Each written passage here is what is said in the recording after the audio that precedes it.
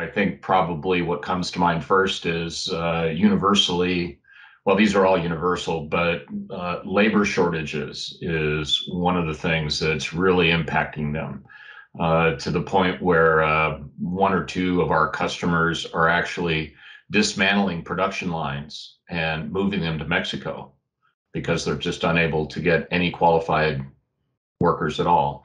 So labor is one.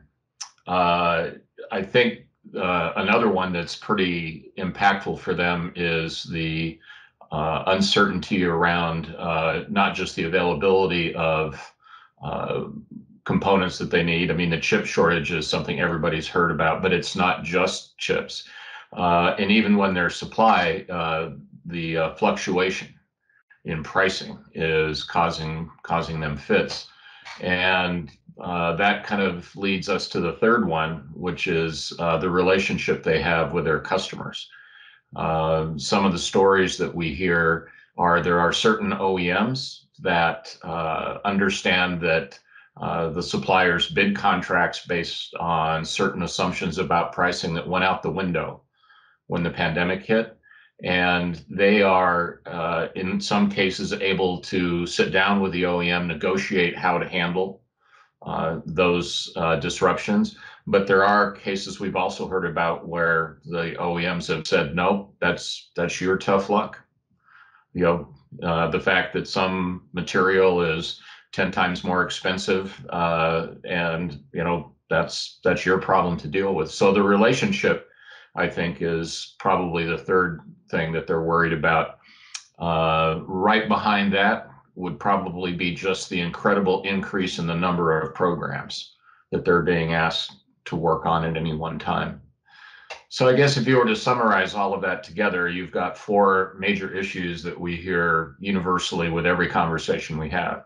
Labor shortage is one, the price and availability of material fluctuating. There is the relationship they have with their suppliers and the increasing number of programs that every supplier is having to deal with at this moment. Those are four pretty big problems. Well, one of the things that I think is happening when they are in the situation they're in now, where they have an abundance of programs they're being asked to bid on, is there's business they can actually turn down.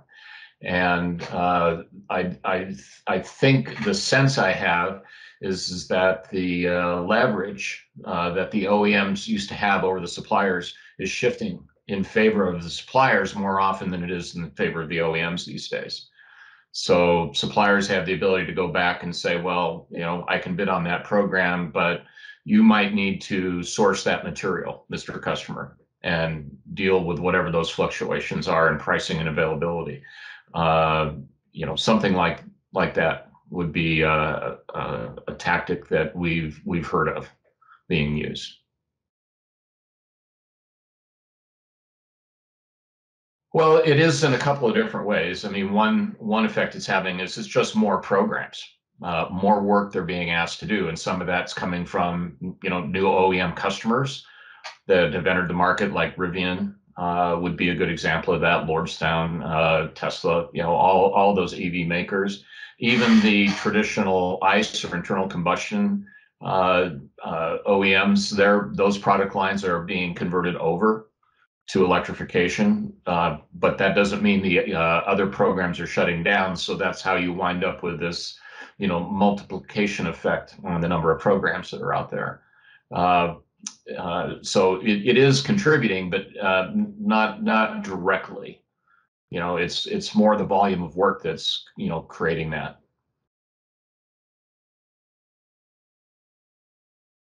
Well, I think suppliers are optimistic in a lot of ways. I think that they know that things like the semiconductor shortage and, you know, material and pricing problems, those will all get sorted out. And, you know, it may take a little bit of time, but in the interim, they just have this tremendous amount of work they're able to do. So as long as they can manage the number of programs that they have, manage that increase in volume, their chances of keeping those programs on track and preserving the margin that they are allowed under the contract is something that they feel pretty good about. But the flip side of that coin is that there is this labor shortage underneath all of that, and that goes to can they actually meet the production goals that they have, or what the production commitments are in the contract. OEMs typically can adjust their demand side, what sort of order volume they expect to see. In a lot of cases, those numbers are being changed. Sometimes they'll be up, sometimes they'll be down on the forecasting, but you have to have the labor to be able to produce, the product, even if you have the material in hand. And so I think in terms of going into full production, labor is probably at the top of the list right now in terms of their concerns. Handling the number of programs, changing how they manage their programs is something that all of them are taking a look at because the pressure is just getting to be intense, which is where, of course, we come in, and our ability to help them do a better job of managing programs can help, resolve that problem for them. We maybe can't fix the labor side of it. We can't fix the material demand side of it. We can impact how they manage programs, and to a certain extent, we can even manage how they can improve their relationship with their customers, which is a good position for us to be in.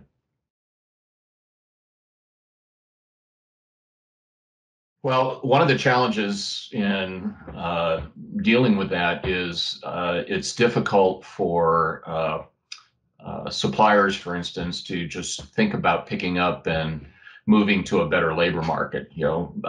Moving a production line to Mexico is no task for the faint-hearted, and you have limited ability to do that because in most cases the plants themselves that are producing the components or assemblies for the OEM customers are located around where the OEM customer is actually doing final assembly of the car. And there's reasons for that. And so, they kind of are stuck dealing, for the most part, in trying to address the market where they are. And state and local governments really don't have much they can do that I can think of that would help. It's not a training issue. In most all the cases we've seen, the supplier is going to be doing the training. It's just getting people in the door that can pass the right, drug test and, the simple basic skill test that you need to be able to do a job there. But as far as, training on equipment or process or things like that, that's something that they gladly would do if they could just get the bodies in the door.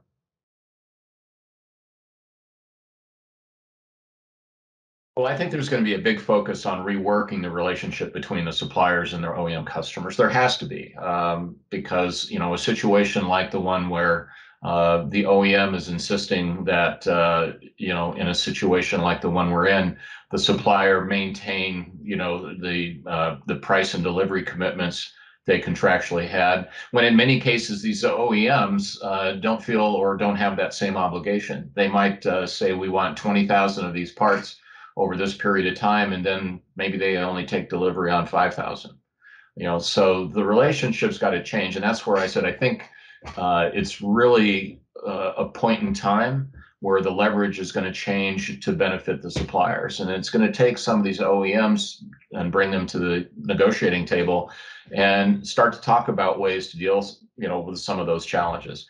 In most cases, the suppliers tended to be working just in time. The notion of buffer stock or the notion of having, flexible prices, based on the price of the raw material are not part of the typical conversation or negotiation between a supplier and the OEM. But I think those kind of conversations will be happening more in 2022 and beyond. For sure. That relationship has to change. There's got to be better visibility at any point in time on where the program is between the OEM and the supplier.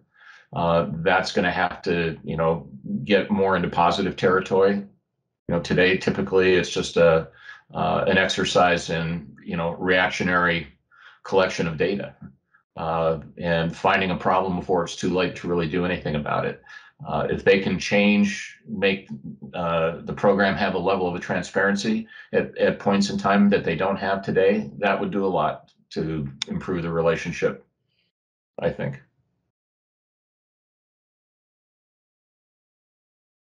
So one example of that would be what happens to the aftermarket?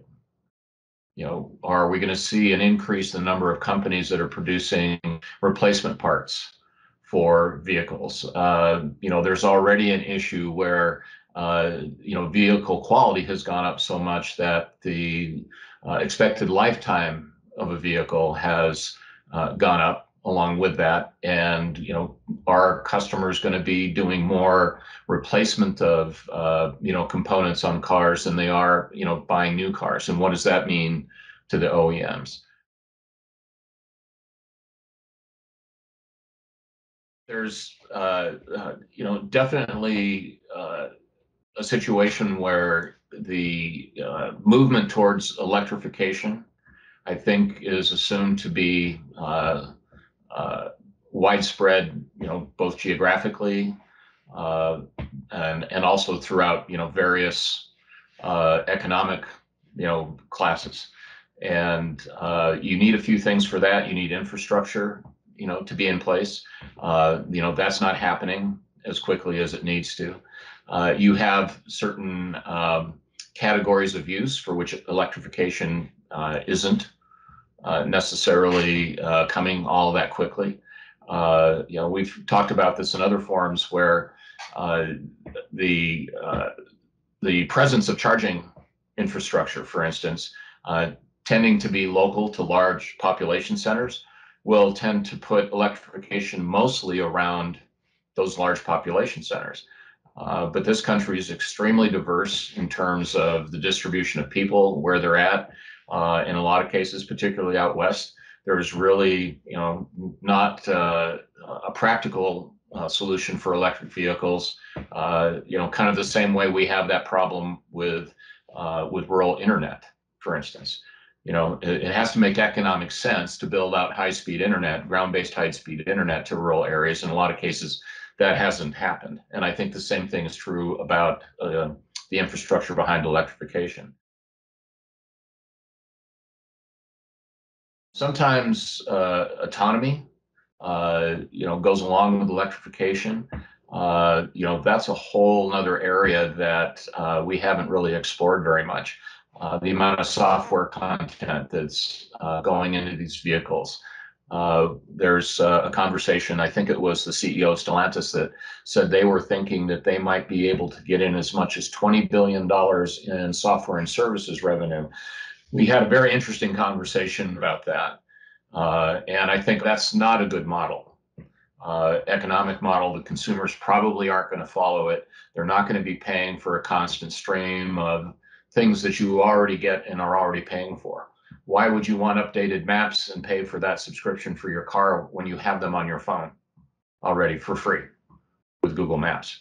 So there's, I think, a lot of uncertainty around what is the market for connected software and services, and how does that play into the OEM's, strategy for going electric.